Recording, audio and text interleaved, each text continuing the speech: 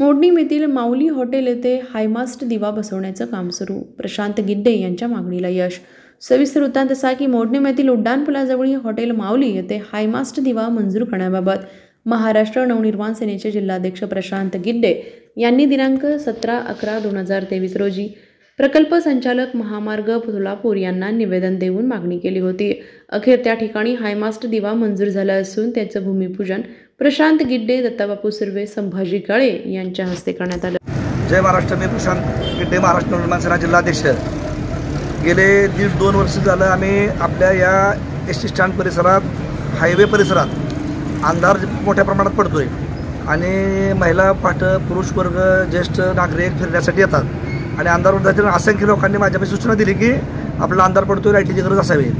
त्या अनुषंगानं आम्ही नॅशनल हायवेला एक निवेदन गेले 6 महिन्यापूर्वी दिलं होतं, 1 वर्षापूर्वी पण दिलं होतं.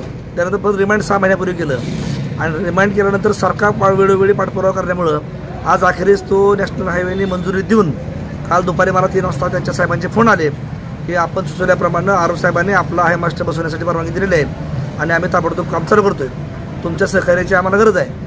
त्याप्रमाणे काल दुपारपासून हायमास्टचं काम चालू करण्याच्या प्रगतीपथावर त्या ठिकाणची असलेलं थोडंसं अतिक्रमण होतं, ते बाजूला काढून त्या ठिकाणी 3 बाय 3 मीटर बाय 3 मीटर आणि 2.5 मीटर डेप्थ खोलीचं मोठं फाउंडेशन आहे.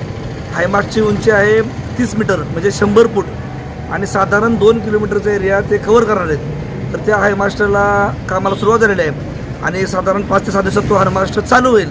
त्यासाठी मी गावकऱ्याच्या वतीनं व महाराष्ट्र नवनिर्माण सेनेच्या वतीनं नॅशनल हायवेच्या अधिकाऱ्यांचा आभार मानतो. धन्यवाद. जय महाराष्ट्र.